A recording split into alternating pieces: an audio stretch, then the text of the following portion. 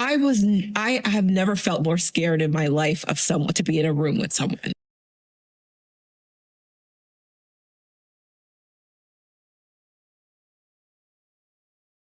Well, how do you like that? That, of course, is former Liberal MP Selena Cesar Chevanes. And when we come back, more of this interview and more of what Pierre Poilievre promised yesterday. And we'll be back momentarily.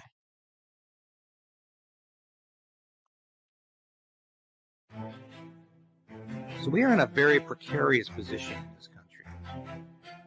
We need political change, but we also need to resolve to resist.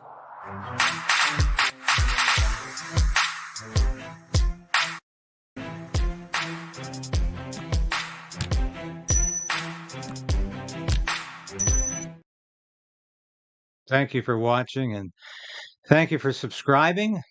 Resubscribe if you have to, but share this channel with your friends and family. I did a great interview yesterday with investigative reporter Sam Cooper. Virtually nobody saw it. There was just no sharing of that video, and I think YouTube suppressed it. They sat on that video. It's incredible. It's very frustrating. You go and you do original journalism on YouTube, and it gets crushed. People out there showing other people's interviews, other people's clips, huge numbers. And I'm doing original journalism, and it gets crushed by YouTube. So share it with your friends. It's still out there. Sam Cooper, wonderful interview. We're going to talk a bit more about what Sam was saying, because he agreed with what I was saying, is that Trudeau, of course, is using India as a pretext to not talk about China and about Chinese interference. We have at least one Liberal minority government that was won as a result of Chinese interference. And it's only one MP talking about it. He's an independent MP named Kevin Vaughan, Toronto area MP. He's an independent, used to be a Liberal, left the Liberal Party because he was tired of the BS. But this is a fascinating case. And we're also going to look at the garbage comment that was made about Donald Trump supporters and how Trump creatively responded to that. It's really quite something. And more, of course, of the interview. Just a note before I start, though. I know if any of you are baseball fans, the World Series last night, I was watching in absolute disgust as I saw the Yankees almost throw the game, leading 5-0, and 3 errors in 1 inning. I know we don't talk about sports on here, but I have never seen anything like it. To me, it exhibited the weirdness of the times we live in. I mean, what are the chances of that happening in the season? But here we are in the World Series, and the Yankees make 3 gross errors in 1 inning, 5 unearned runs, and the Los Angeles Dodgers, the most woke team, by the way, in Major League Baseball. They sponsor a gay pride event every year where the Sisters of Perpetual Indulgence do their thing. So I didn't want the LA Dodgers to win. I'm an old Yankee fan because of history. Everything I like or do is usually a result of historical importance, and the Yankees have always been a part of history for me, and I've always loved the Yankees for that reason. We'd be going back to Babe Ruth and Lou Gehrig and Mickey Mantle and Roger Maris and Reggie Jackson and all of these players are part of history. And Joe DiMaggio, of course. I mean, not just a great baseball player, married to Marilyn Monroe.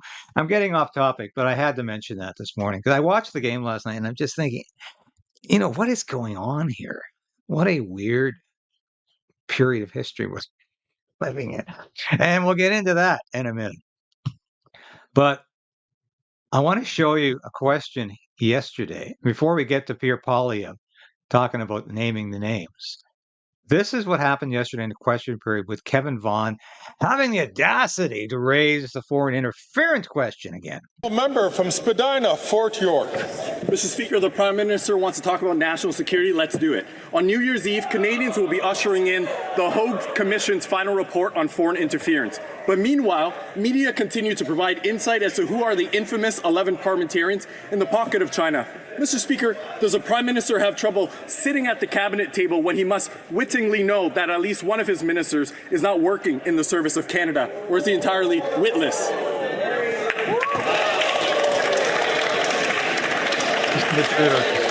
The Right Honourable Prime Minister. Mr. Speaker, that was an absolutely disgraceful display of irreverence and unseriousness in a place that deserves a serious contemplation of issues. Irreverence? What the hell is he talking about? You're not supposed to ask any questions that are not, what, reverent? Or of national security, but it doesn't surprise me he's choosing to sit with the Conservative Party of Canada because their leader won't even get the necessary clearance to get the necessary briefing to keep Canadians safe. It's irresponsible, Mr. Speaker. Well, actually, he's not sitting with the Conservative Party of Canada. And I made that mistake yesterday when I opened my remarks to Sam Cooper. I referred to Kevin Vaughan as a Conservative member of Parliament. He's not. He's an independent. And the point is, as we talked through that interview yesterday, he's the only MP raising this issue. Thank God Poilievre raised it outside of the House. It's never really a basis for questions in question period. But Poilievre talked about it yesterday outside of the House. And this is, this is what the thumbnail is all about. But let's listen to what Pierre Poilievre had to say about naming those names. Told him to release the names. And we know he'd release the names if he had them. This is the Prime Minister who releases information on foreign interference whenever it suits his political purposes. He names names when it serves his purposes. And so we said, we've got nothing to hide, so name the names, Mr. Trudeau. If you've got nothing to hide, then come out, tell us who they are, so that all Canadians can hold them to account. But he hasn't done that. Because I think the reality is that it's the Liberals who are compromised. We know that Trudeau was aware that in 2 subsequent elections, Beijing interfered to help him win. He had that information on his desk. He did nothing with it. He knew he had MPs in his caucus that compromised. He didn't do anything about that until he was caught. So we can't trust anything Justin Trudeau says on foreign interference or anything else. And frankly, this is a man who has a track record of lying about basically everything. He lied when he said he didn't interfere and pressure Jody Wilson-Raybould on removing charges for SNC-Lavalin. He lied when he said the carbon tax would be capped at 11 cents a litre. Now we know it's going up to 61 cents a litre. He lied when he said his deficit would never go above $10 billion. He lies more than he tells the truth, and he's lying in this case as well. Right here, Pierre Poilievre mentioned Jody Wilson-Raybould. Yes, that's a good transition to our next clip, because I wish I had looked this woman up, because I've written about her extensively over the years when I've done columns for the Western Standard, and I've also mentioned her in my human events columns about how Trudeau pretends to be this proto-feminist, right? He's always saying that I am a feminist and I want to promote women's rights, and of course that's what his whole abortion theme is about. That allegedly every woman wants an abortion, or at least every woman is approving of 100% access to unregulated abortion on demand. So Trudeau loves to make some hay on how he's such a feminist. But of course, he put his justice minister, his attorney general, Jody Wilson-Raybould, he threw her under the bus over the SNC-Lavalin scandal because she dared to object, to say, hey, there's something wrong here. There's judicial interference going on. I don't want to be part of it. You remember that? Yeah. Well, Jody's out of there. Jane Philpott objected. She was the health minister at the time. Gone. And of course, that's how Trudeau is with women. He demeans women in private. And of course, the really hot example of this, in terms of it being really bad, was Selena Cesar Chavanez. who from Whitby. She was a member of parliament from Whitby. She was a parliamentary secretary, and she just decided she had enough. And I respect anyone from whatever political party who comes forth and says, "Look, I've had enough of this political crap. I've had enough of the lying and the deceit and putting up with the baffle gab and putting up with the talking points and constantly having to parrot somebody else's remarks, always approving of what the prime minister says." Or in some case, the opposition leader, always saying, yes, yes, yes, I agree. We're in unison. We're in lockstep. So she said to Trudeau, she wants out. She wanted out and she's not running again. And just incredible conversation. I use this as an example of how Trudeau really has no time for women at all. He likes to use them as a backdrop. He likes to say that he's so woke, he's with them on their agenda. Well, let's watch this. This was a great interview, and I'm going to see if I can get Selena on the show just to talk about this stuff, because I've written about this, and it would be great just to ask her some of my own questions. I didn't have to have a public blow up with the prime minister. When I told him that I was leaving in early March of 2019, I was very clear for all of the reasons that we discussed before, feeling tokenized, not getting the support of the prime minister, just being very much marginalized within a liberal, which is it makes me so. It is so upsetting, because it's one thing to say, you did some missteps, but I felt duped by a party that I really thought understood what it meant to be center, understood what it meant to have equity and justice, what it meant to have those things, and to be disenfranchised by them because I wanted more for the people that I serve was disenfranchising for me. Yes, it was. Yeah, well, definitely. That is the word. Thank you very much. That is actually the word. Betrayal. Betrayal. And Jordan Peterson, I find it very interesting that Jordan Peterson is doing interviews like this right now, when of course he's contemplating, I think he's still contemplating, suing the prime minister for suggesting he was a Russian agent. And no, we haven't forgot the other discussion that I want to have with David Pugliese about this. That is just so much on my plate right now with the U.S. election happening and so many other things occurring at the same time. But I haven't forgotten. We're going to get to that. But Jordan Peterson says, "Hey, this is a betrayal," and I love the way Selena says, "Yeah, that's what it was, betrayal."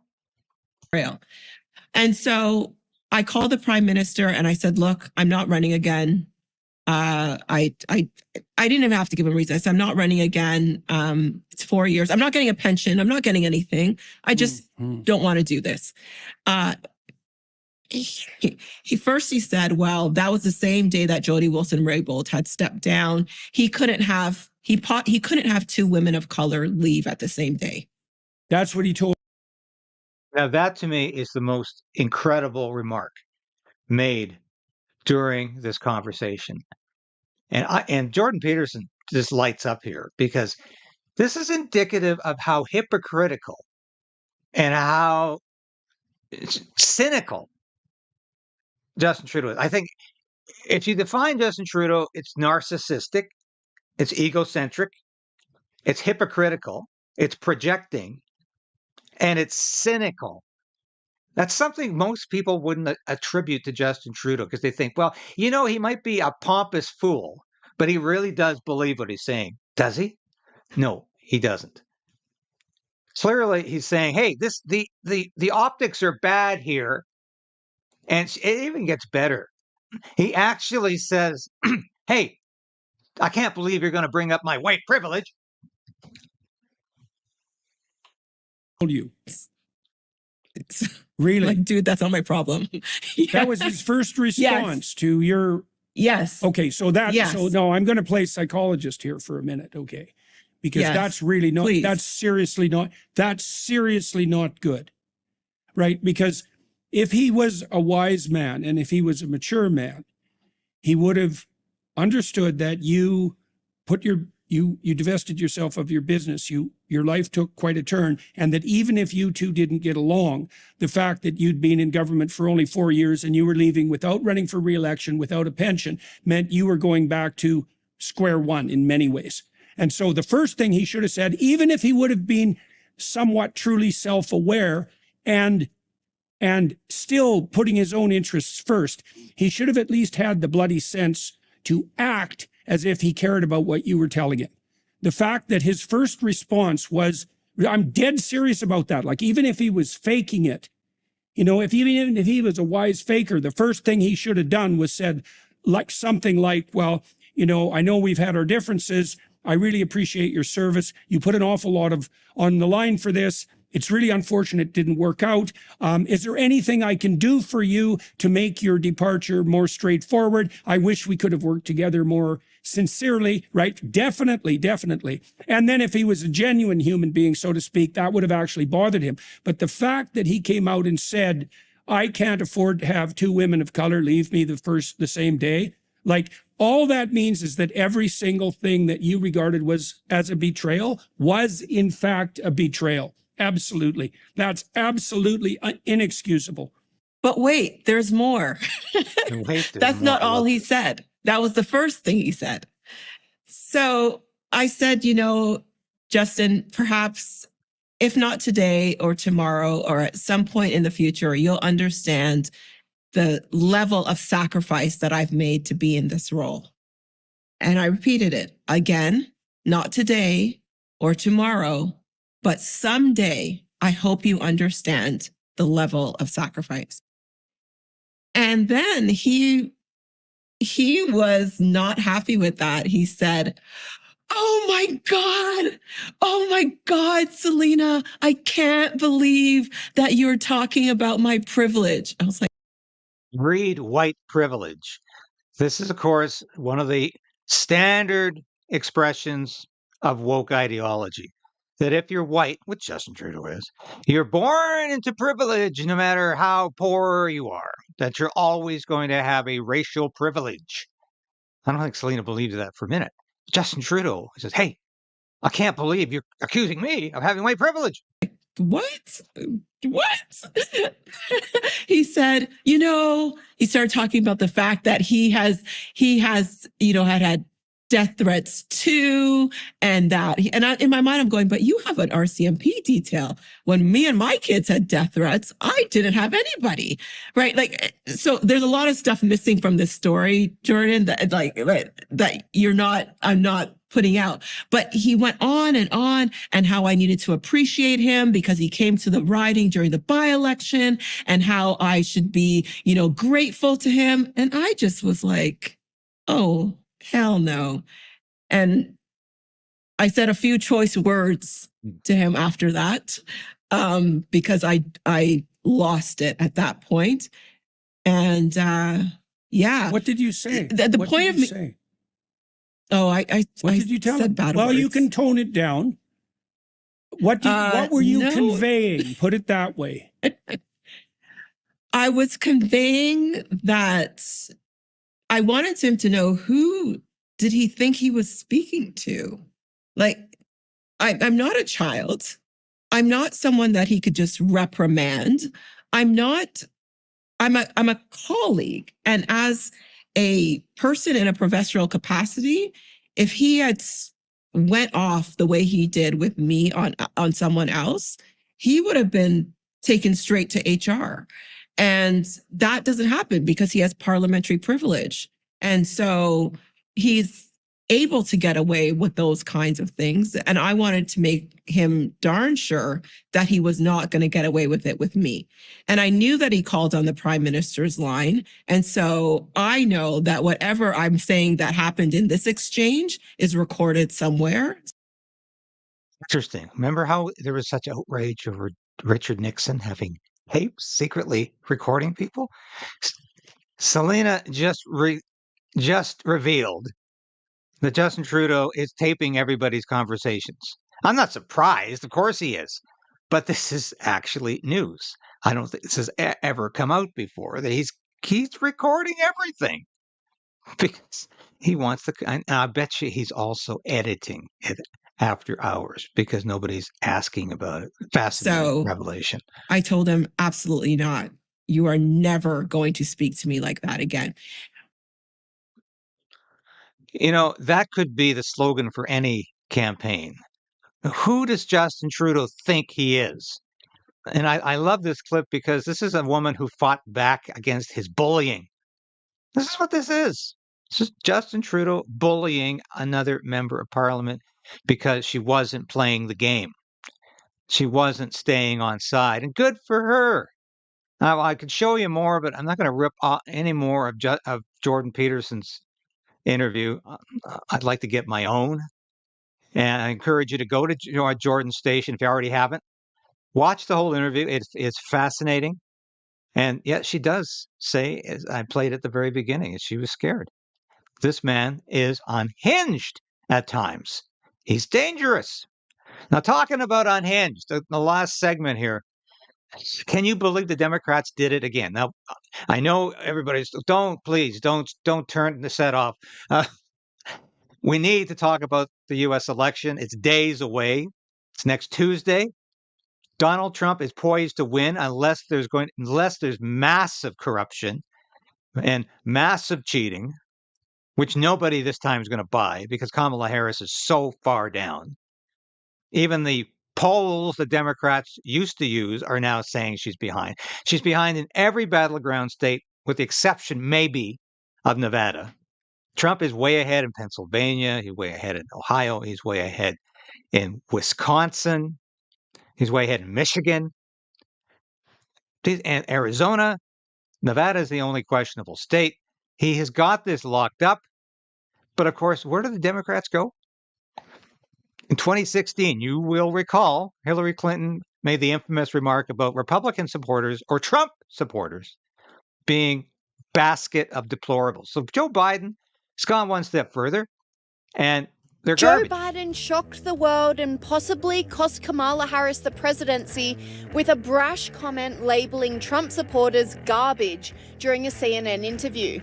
The Puerto Rican that I know, or Puerto Rico, where I'm in my home state of Delaware, they're good, decent, honorable people. The only garbage I see floating out there is his supporters. His demonization is seen as unconscionable, and it's un-American. But Donald Trump wasn't. Before we see Donald Trump's reaction to this is just classic. But Biden's referring to a comedian at the Madison Square Garden rally last Sunday who made a joke about Puerto Rico. Yeah, it was probably a tasteless joke, but it was the dumb joke. And this comedian is known for making a lot of dumb jokes. He just keeps repeating the lines until he gets a laugh. And that's all that should have been made of it. But of course, Joe Biden is just so outraged that this is a demonization of not just Puerto Rico, but all Hispanics.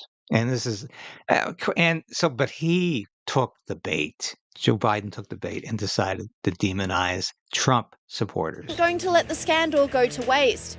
The presidential hopeful seized on the opportunity to highlight just how much of a misstep Biden's comment was by drawing more attention to the gaffe. A garbage truck with Trump signage and American flags all over it pulled up to meet Donald Trump on the tarmac in Wisconsin. Hello, everybody. This is Donald Trump, and 250 million people are not garbage. Trump then donned high-vis and got in the truck, conducting a press conference from inside whilst being driven around. Is answering some questions from reporters. Joe Biden to make that statement, it's really a disgrace. It was a genius PR move and the perfect antidote to the inconsiderate comment by Joe Biden. And it seems the garbage theme has taken over the whole of the Republican Party, with Vivek Ramaswamy hopping on the bandwagon and also trying his hand at sanitation work.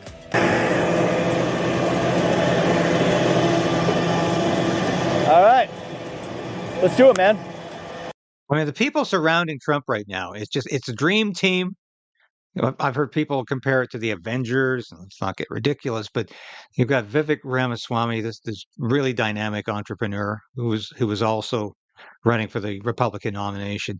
You've got Tulsi Gabbard, the former Democratic congresswoman, who is just wonderful. Everything about her is wonderful. You've got Bobby Kennedy Jr. on the stage, who is fantastic, a principled man who decided he'd better jump on the Trump bandwagon rather than let Joe Biden uh, and Kamala Harris win, and that was a principled move. And you got Elon Musk, the only social media guy who's fighting censorship. Yeah, I know sometimes he falls short, but he's doing a damn better job than his predecessor ever did. And these are the people Trump surrounded. I got it. You got it? Yeah. Tell me, what are we doing here? Right up to the left. Okay. Right up to here. Turn up. Turn around.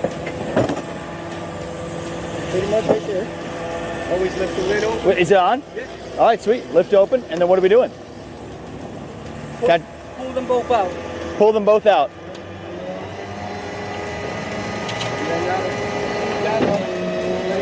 You doing it right?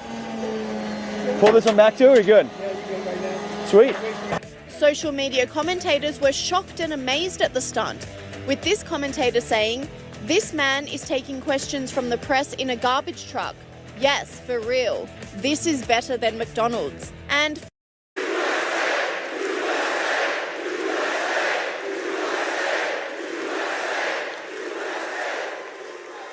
Thank you very much. So this outfit, you know, is when he called us all garbage. How stupid! What a stupid word. That blows deplorable away, don't you think?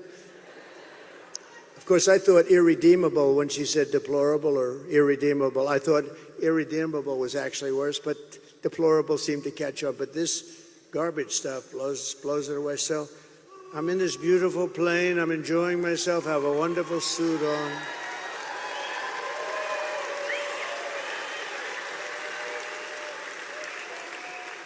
And one of my people came in and said, "Sir, you know, the word garbage is the hottest thing right now out there. The hottest thing out there. Sir, would you like to drive a garbage truck?"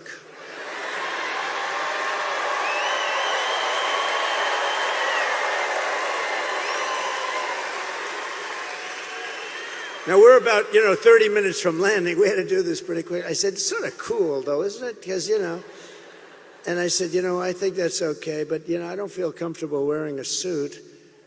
And they pulled up this garbage truck. I don't know how the hell they did it so fast. I have very capable people. They put a big sign on the truck. Did you see it? I think they showed it. So it's brilliant PR.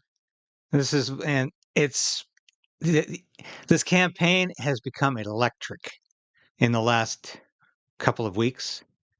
These are the last days of a Democratic administration. Of course, it's going to take until January, and a lot can happen during that 2 months from November to January. But I think this is probably the only ray of optimism and ray of hope that a lot of small C conservatives, a lot of small L libertarians have right now, is the hope that Donald Trump can capture the White House next Tuesday. It's going to be a historic day. I'll be watching, and I'll be up till all hours of the night reporting on this event for the Post-Millennial and Human Events. But I'll keep you apprised of what's happening as well.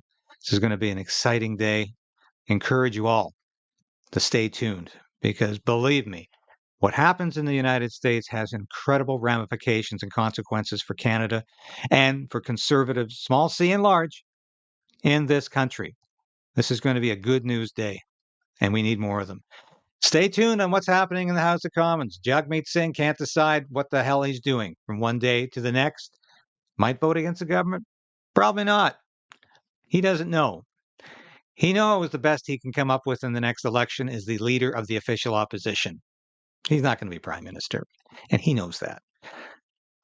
The dynamics are there for a November election. We'll see what happens. Stay tuned, folks, and keep watching, and I'll try to keep giving you all the news that you need to know so we can all continue to resolve to resist. Thank you, and happy Halloween, belatedly.